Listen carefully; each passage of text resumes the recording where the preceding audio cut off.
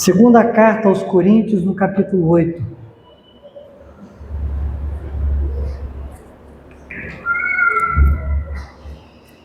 Louvado seja Deus. Nós vamos ler, irmãos, apenas 5 versículos. Nos diz assim a palavra de Deus. Agora, irmãos, queremos que vocês tomem conhecimento da graça que Deus concedeu às igrejas da Macedônia, no meio da mais severa tribulação. A grande alegria e a extrema pobreza deles transbordaram em rica generosidade, pois dou testemunho de que eles deram tudo o que podiam e até além do que podiam, por iniciativa própria. Eles nos suplicaram insistentemente o privilégio de participar da assistência aos santos. E não somente fizeram o que esperávamos, mas entregaram-se primeiramente a si mesmos, ao Senhor, e depois a nós, pela vontade de Deus. Vamos orar? Pai, nós queremos te agradecer pelo privilégio de estar aqui reunidos e queremos pedir, ó Deus, que com tua graça tu venhas operar grandemente no coração de cada um de nós, para a glória do teu nome. Amém. Louvado seja Deus. Queridos irmãos, às vezes, não sei você, mas às vezes, muitas pessoas pensam que para fazer a diferença, a gente precisa estar em certa condição ou possuir certa condição. Às vezes a ideia que nós temos é que para fazer a diferença, a gente não basta. Não basta ser quem somos. E aí eu digo exatamente como igreja. Por ser aqui um grupo relativamente pequeno, às vezes podemos ter a impressão de que, através de nós, Deus não possa fazer grandes coisas. Mas, amados, será que é verdade isso? Será que para Deus nos usar, será que para Deus fazer grandes coisas através de nós, não basta que sejamos aqui? Não basta que sejamos apenas nós? Veja, acreditar que só vai acontecer algo na nossa vida, através da nossa vida, se possuirmos certa condição, é um engano.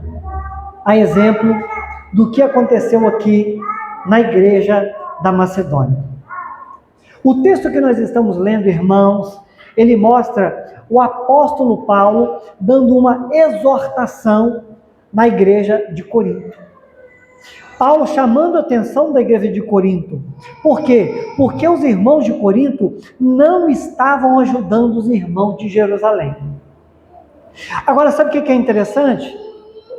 O que Paulo está usando como argumento para mostrar aos coríntios que eles estavam sem justificativa para não estar fazendo alguma coisa? Exatamente a igreja pobre da Macedônia. Paulo está dizendo para os coríntios: olha, eu quero que vocês observem a igreja da Macedônia. Queridos irmãos, essa igreja, ou melhor, essas igrejas da Macedônia, elas fizeram algo impensável. Fizeram algo extraordinário. O texto nos mostra que eles contribuíram abundantemente e com alegria, apesar da sua profunda pobreza e tribulações. Enquanto a igreja de Corinto, que tinha uma situação totalmente melhor, estava com os braços cruzados. Queridos irmãos, o que nós vamos ver aqui é que o que determina as nossas ações não é necessariamente a nossa condição. O que determina as nossas ações é a condição do nosso coração. Guarda isso. O que determina as nossas ações não é necessariamente a nossa condição exterior.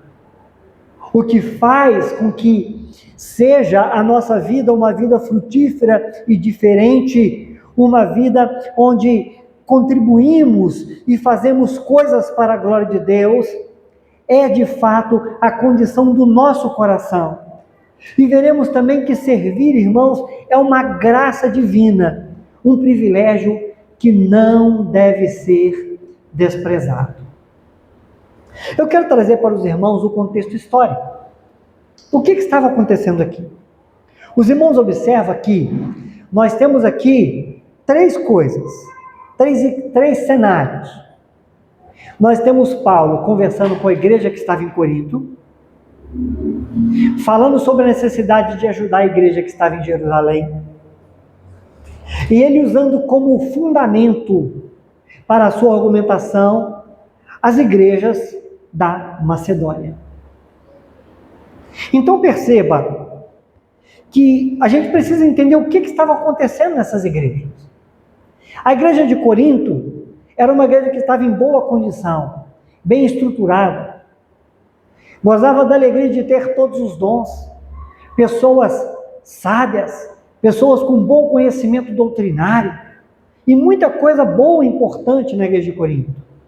Mas uma igreja que não estava fazendo nada para ajudar quem estava precisando. Mas o que estava acontecendo com a igreja da Macedônia? Essa que foi o exemplo usado por Paulo. Essa igreja, queridos irmãos, melhor dizendo e repito, corrigindo, as igrejas da Macedônia, porque era Filipos, Tessalônica e Bereia. Queridos, essas igrejas da Macedônia, o que acontece é o seguinte, elas estavam numa situação de profunda pobreza. Eu quero chamar sua atenção para um detalhe. É que o termo utilizado para descrever a situação da igreja da Macedônia, sabe qual que era? É um termo que falava de uma miséria absoluta. É essa expressão que Paulo usa para se referir à igreja da Macedônia. Aqueles irmãos, e a gente pensa, a gente não está falando das cidades, a gente está falando das igrejas. Aqueles irmãos, eles viviam numa miséria, numa situação dificílima. Agora, por que eles viviam nessa condição? Aqui alguns pontos. Primeiro, sofriam aflições e perseguições por causa da própria fé. Eles eram atribulados porque eram cristãos. Perdiam empregos e eram excluídos das associações comerciais. O fato de ser cristão naquele contexto fazia com que eles tivessem esse tipo de dano, sofressem esse tipo de dano. Que pessoas perdessem os empregos, perdessem a oportunidade de comercializar seus produtos pelo simples fato de serem cristãos. Aliás, se você buscar os noticiários agora, você vai ver o que irmãos nossos em certos lugares do mundo estão passando. Tendo suas casas queimadas, sendo expulsos de suas cidades. Sabe por quê? Pelo fato de confessarem Jesus como Senhor e Salvador. Foi eleito agora como prefeito de Nova York um muçulmano. E os muçulmanos agora em Nova York estão reivindicando a cidade de Nova York para Alá. Isso, irmãos, é uma coisa que acontece desde sempre. A perseguição ao povo cristão. Então note uma coisa, além dessas privações por causa de emprego e não poderem participar das associações comerciais, eles, por recusarem os movimentos idólatras, eles também eram punidos. Porque, para participar de certas situações, eles precisavam, eventualmente, de participar daquilo que era relacionado à idolatria. Então, recusar participar das coisas de idolatria fazia, então, com que eles sofressem todo tipo de privações. Então, veja, essa era a situação da igreja da Macedônia. E o que acontecia na igreja de Jerusalém? A igreja de Jerusalém era a igreja mãe de todas as igrejas. E essa igreja de Jerusalém, ela foi assim, foram assim chamados os cristãos que faziam parte dela, necessitados da Judéia. Queridos irmãos, eles viviam também em pobreza completa. Eram também vítimas de intensa perseguição. E havia ainda o cenário de problemas políticos e guerras. E a igreja de Jerusalém padecendo no meio disso tudo. Então, o que acontece nesse cenário? Pelo fato da mobilização de Paulo ser o suprimento da igreja de Jerusalém, a gente pode entender que essa igreja de Jerusalém é a igreja que estava vivendo a situação mais crítica naquele momento. Então ele mobiliza todas as igrejas para que pudessem socorrer a igreja da Judéia, que tinha como capital Jerusalém. Então tem aqui ainda um dado muito importante. Vocês se lembram, quando você lê o início da igreja em Atos dos Apóstolos, que as pessoas vendiam as suas propriedades e dividiam entre si? Isso era em Jerusalém. Foi em Jerusalém que os irmãos, para suprir a necessidade uns dos outros, eles vendiam suas propriedades. Quando acontece aqui, irmão, a situação dessa carta, já tinha passado cerca de 16 anos desse episódio de Atos dos Apóstolos, onde os discípulos vendiam suas propriedades. O que acontece é que no decorrer do tempo, a igreja foi enfraquecendo financeiramente e passou a necessitar do socorro e da ajuda das demais igrejas. Então, note bem, existe aqui todo um contexto histórico para entender o porquê dessa situação na igreja de Jerusalém. Agora, queridos, ainda tem um ponto importante.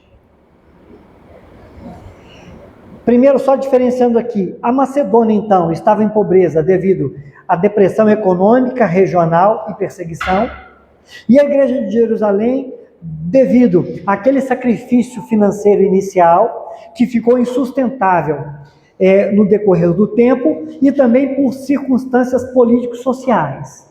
Só que tem ainda aqui um detalhe.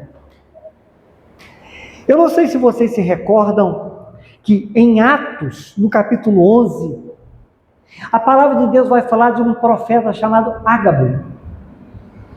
E esse profeta, usado por Deus, ele anuncia que haveria um tempo de grande fome no mundo.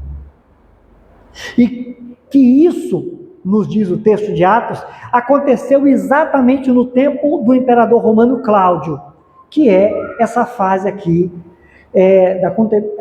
contemporânea dos apóstolos, onde a igreja está passando por essa dificuldade. Então perceba, havia uma privação, e todo o império romano estava passando também por dificuldade. E Paulo então diz, precisamos ajudar a igreja da Judéia. Mas aí, irmãos, a gente volta aqui para esse ponto específico, entendemos o contexto. Paulo agora vai então conversar com os coríntios, e vai dizer para eles, irmãos, a coisa não está indo bem, porque há um ano atrás, vocês se dispuseram a ajudar, e vocês não estão fazendo isso. Há um ano atrás, e vocês não estão fazendo isso. Então ele se dirige a essa igreja de Corinto, que para eles não faltava nada, e chama a atenção deles, dizendo, olha, em muitos aspectos vocês se destacam, mas tem uma coisa, na ajuda àqueles que estão precisando, vocês estão falhando. 2 Coríntios 8, versos 7 e 10, vai dizer claramente isso que eu falei aqui agora. Começaram há um ano, quando foram os primeiros a querer contribuir, só que efetivamente vocês não fizeram isso. Queridos, o contraste estava aqui. A igreja de Corinto, apesar dos dons, apesar de toda a capacidade, não estava fazendo nada. Mas, irmãos, a igreja reunida em toda a Macedônia, o povo de Deus ali, apesar das limitações que tinha, estava fazendo muita coisa. Sendo pobres, eles agiram prontamente. O que Paulo estava querendo dizer aqui, a gente pode trazer uma lição para nós. Boas intenções não bastam. Paulo estava dizendo, Coríntios, olha, não adianta o que vocês disseram que ia fazer. Enquanto vocês não fizerem aquilo que vocês disseram que ia fazer, não vai haver diferença. Vocês precisam fazer alguma coisa. Então, irmãos, veja, notamos que Paulo usa o exemplo dos macedônios para encorajar e estimular os coríntios. Para estimular os coríntios. E o que vemos aqui, irmãos, nessa passagem linda, é uma coisa interessante a respeito da graça. Porque os versículos iniciais vão trazer para nós exatamente assim. Queremos que vocês tomem conhecimento da graça que Deus concedeu às igrejas da Macedônia. No meio da mais severa tribulação, a grande alegria e a extrema pobreza deles transbordaram em rica generosidade. Amados irmãos, que coisa fantástica. Estar em severa tribulação e extrema pobreza não foi obstáculo para os macedônios.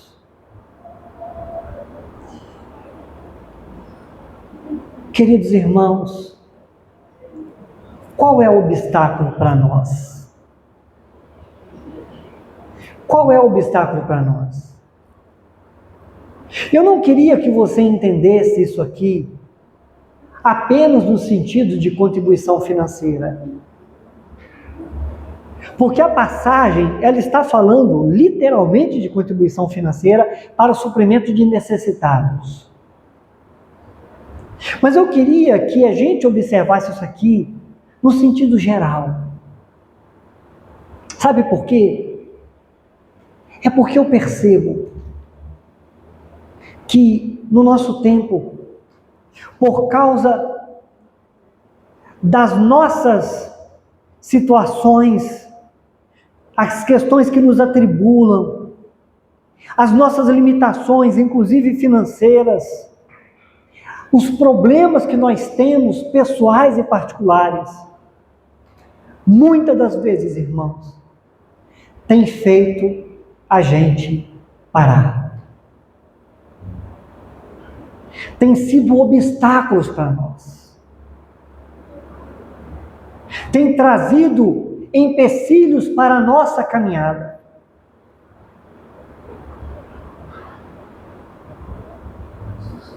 E Paulo está mostrando para a igreja de Corinto algo que serve para nós. Ele está dizendo para os coríntios, olha como estava a situação dos macedônios. Eles quiseram fazer alguma coisa, apesar da real dificuldade deles, apesar da profunda dificuldade deles. Então Paulo diz, eles tiveram a graça de Deus de poder contribuir. Meu irmão, é uma graça de Deus a gente poder fazer alguma coisa para o reino e para a glória de Deus. É um privilégio poder fazer alguma coisa para exaltar o nome de Cristo. É uma honra poder fazer alguma coisa em nome de Cristo. E Paulo estava mostrando aqui para os coríntios, olha, eles receberam a graça de servir. Às vezes, irmãos, nós podemos, por causa das nossas dificuldades, começar a agir como se fazer as coisas para Deus fosse um peso. Como se ir cultuar a Deus fosse um peso. Como se fazer um bem e socorrer alguém que necessita da nossa ajuda fosse um peso. Como se estar mobilizado para fazer algo para a glória de Deus fosse um peso. E Paulo está dizendo, irmãos, isso é graça. Isso é uma bênção. Isso é um grande privilégio. Queridos irmãos, observemos o que temos que aprender aqui. A alegria desses irmãos de Macedônia não estava na condição de vida deles. Não estava. Eles estavam alegres pelo benefício que estavam podendo oferecer a outros irmãos necessitados. A alegria deles estava não na condição das próprias vidas, mas a alegria deles estava em servir ao Senhor. Irmãos, a alegria deles não estava em se sentirem bem-sucedidos na vida. A alegria deles não estava em qualquer outra coisa. A alegria deles não estava, irmãos, em nada que fosse particular e pessoal deles. A alegria deles estava na salvação e na promessa que eles tinham, na esperança que eles tinham em Cristo Jesus, o Senhor. O cenário é mais ou menos o seguinte, irmãos. Eles tinham tudo para estar lamentando muito pela vida. Mas não foi isso que eles fizeram. Eles sabiam que eles eram peregrinos e Cristo lhes bastava. A garantia de que eles estavam com Deus lhes bastava. Os interesses de Cristo eram os seus interesses. E sabe uma coisa que eu aprendi, irmãos? Eu aprendi, estudando isso aqui, eu aprendi que as dificuldades desses irmãos não resultaram em murmuração e lamentos. Porque às vezes é assim que eu ajo. Murmurando e lamentando, reclamando. E Paulo está ensinando algo aqui de grande profundidade, porque ele está afirmando que, veja, a grande alegria deles de pertencerem a Cristo e a extrema pobreza deles transbordaram em rica generosidade. O resultado, irmãos, foi generosidade.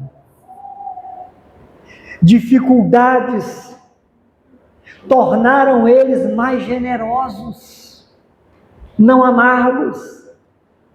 Dificuldades tornaram eles mais amorosos, não cruéis. Dificuldades fizeram com que eles se apegassem mais a Deus e não se afastassem dele. Dificuldades fizeram com que eles amadurecessem na fé. E isso, irmãos, é algo belo que a gente precisa aprender. E chama-nos também a atenção aqui, irmãos, a surpresa de Paulo. O apóstolo Paulo ficou surpreso. O verso 3 diz, olha, pois dou testemunho de que eles deram tudo quanto podiam e até além do que podiam, por iniciativa própria. Eles nos suplicaram insistentemente o privilégio de participar da assistência aos santos. Quando eu fiquei lendo aqui, sabe o que eu fiquei imaginando? Fiquei imaginando Paulo. Veja, um homem que já presenciou aqui nesse momento todo tipo de milagre. Ouviu o próprio Senhor Jesus falando com ele.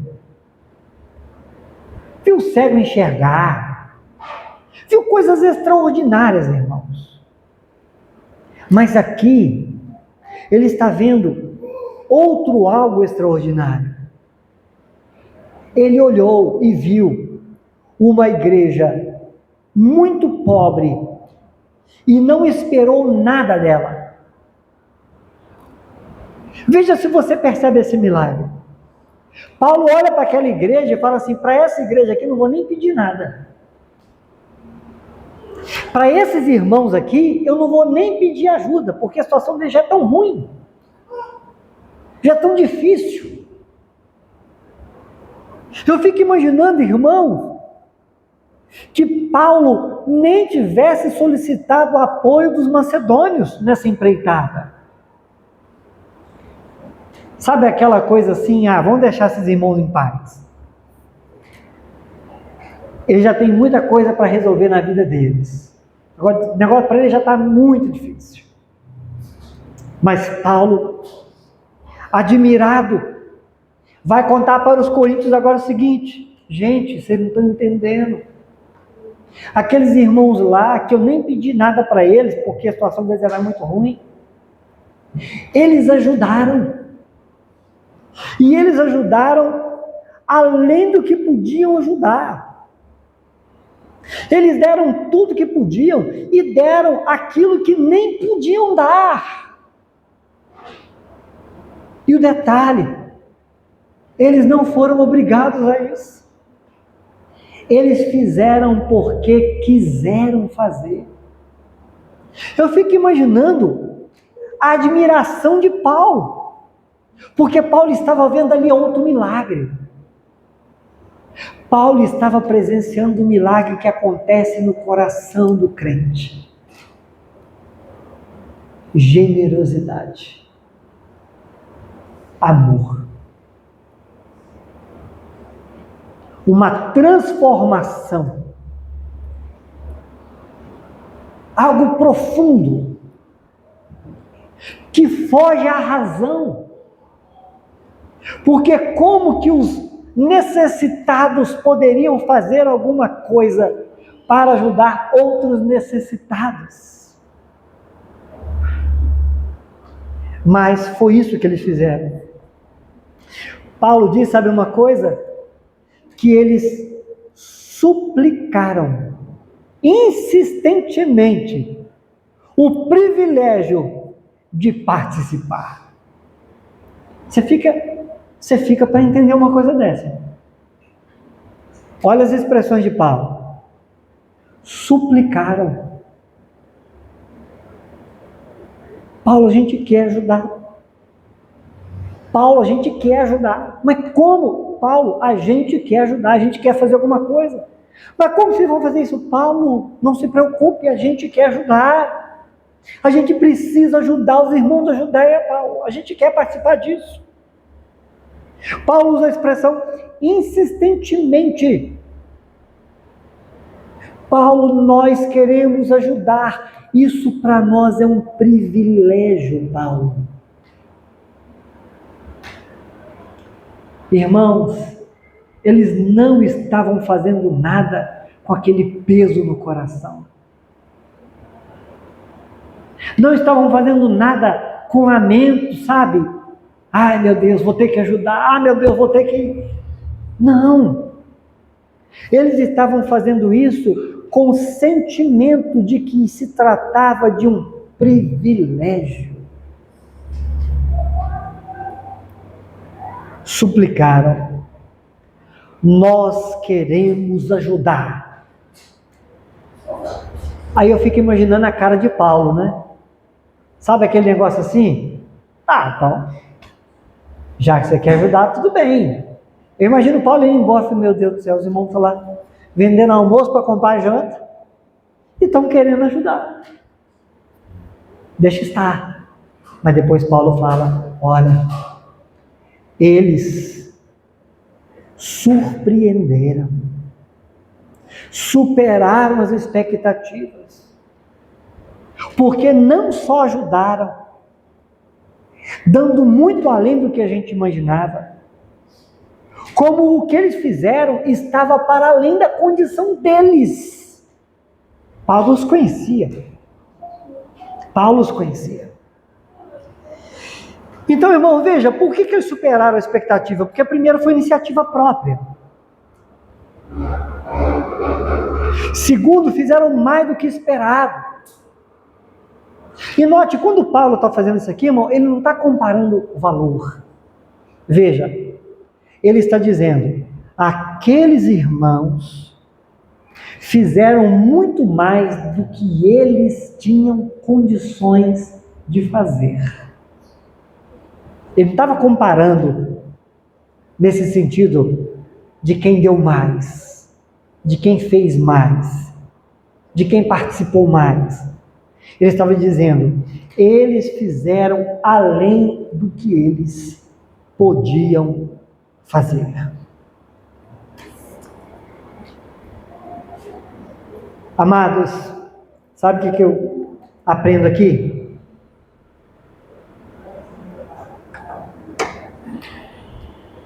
Nunca diga que o que o outro faz é pouco, porque você não sabe o que isso custou para essa pessoa. Nunca diga, porque a gente não sabe o que cada coisa custou para cada pessoa. Vou dar um exemplo simples, prático. Você chega na igreja e vê que ela não está tão limpa. Aí você diz: nossa, quem limpou a igreja essa semana vacilou, hein? A pergunta é: você sabe em que condições essa pessoa veio aqui limpar a igreja essa semana? Ou na semana que passou? Ou na semana que virá? Entende? Então não é isso que devemos fazer. Agora nós sabemos, eu sei, se aquilo que eu estou fazendo me custa de verdade. Então, julgar as pessoas é como fazer diferente de Jesus, porque aquela mulher que julgou aquela moedinha que não valia nada para ninguém, disse: olha, essa fez muito, porque ela deu tudo o que ela tinha. Então, quando Paulo ele fala dos macedônios, ele não estava dizendo que os macedônios tinham feito algo que os coríntios não podiam fazer. Ele tinha dito: os macedônios fizeram para além das suas condições. Uma vida com propósito. O versículo 5, irmãos, traz aqui para nós um entendimento claro do porquê que as coisas aconteceram dessa forma tão bela.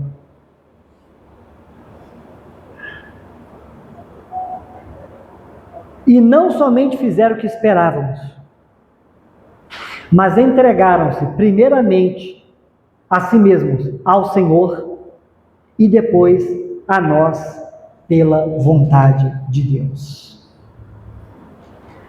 O segredo aqui, irmãos, é que os macedônios se entregaram a Deus. E porque eles se entregaram a Deus, eles depois se entregaram aos irmãos. É impossível ler isso aqui e não pensar no amar a Deus acima de todas as coisas e o próximo como a ti mesmo.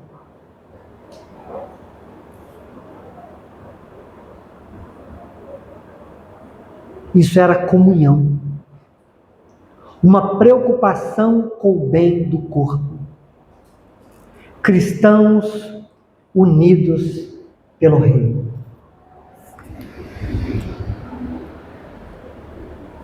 Aí, irmãos, eu preciso confessar uma coisa. O porquê dessa mensagem? É porque nós somos poucos. Nossas limitações são muitas. Mas isso não deve ser motivo para a gente desanimar. Isso não deve ser motivo para a gente parar.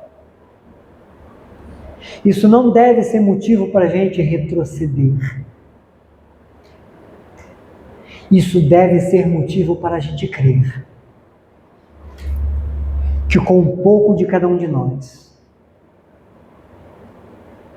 seja de contribuição financeira, seja também e principalmente da nossa participação nos trabalhos, nos cultos, na missão, nós poderemos fazer muito para a glória de Deus. Porque se a igreja da Macedônia era uma igreja que vivia debaixo de perseguição, luta, problema e privações que lhes dava uma situação de miséria. E o registro do que eles fizeram está aqui para nos inspirar até hoje. Meu irmão, a minha oração hoje é que a sua vida, a minha vida, as nossas vidas, esse pequeno grupo que aqui está, nós possamos fazer grandes coisas para a glória de Deus. Não pense que as tribulações da sua vida, que os problemas da sua vida, seja de que ordem for, inclusive financeiro, como era aqui dos macedônios, inclusive de perseguição religiosa, como era a dos macedônios, inclusive, e quem sabe, acredito também, com muita situação de saúde, porque com dificuldade de alimentação, vem também problemas de saúde. Em resumo, irmão, seja qual for a sua limitação, não há limites para o que Deus pode fazer através da sua vida, mesmo nessa situação. Nosso Deus é poderoso e Ele vai fazer grandes coisas através da nossa vida, em nome de Jesus.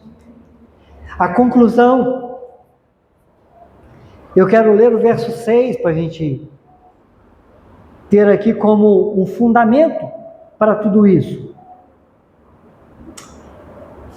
Perdão, irmão, não é o 6. Não, primeiro é o 6, sim. Aí, verso 6, Paulo vai mandar Tito de volta para visitar a igreja de Corinto, para que Tito, então, reanimasse aqueles irmãos, para que pudessem ajudar a igreja da Judéia. Então, Tito foi enviado para motivar os coríntios a tomarem essa atitude. E o verso 9 é o que eu gostaria de ler. Pois vocês conhecem a graça do nosso Senhor Jesus Cristo, que sendo rico, se fez pobre por amor de vocês, para que por meio da sua pobreza, vocês se tornassem ricos. Irmãos, ele está dizendo o seguinte: olha, o nosso exemplo é Jesus. Ele abriu mão da sua glória para poder resgatar o seu povo, para nos tirar da nossa pobreza. Ele se fez pobre.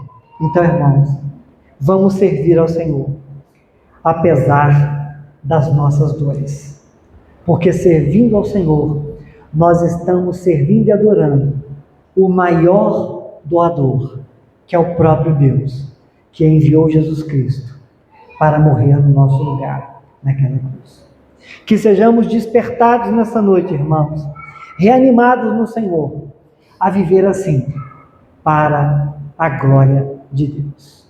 Oremos. Pai, tenha misericórdia de nós, abençoa as nossas vidas, fortaleça-nos, ó Pai, para a glória do Teu nome, e que possamos, ó Pai, como a igreja da Macedônia, entender que apesar das nossas limitações, que nem se comparam com as que eles tinham, as nossas dificuldades, que nem se comparam com o que eles viviam, não são empecilho para que o Senhor possa nos usar para a glória do Teu nome. Em nome de Jesus nós oramos. Amém e amém. Que Deus te abençoe, em nome do Senhor Jesus.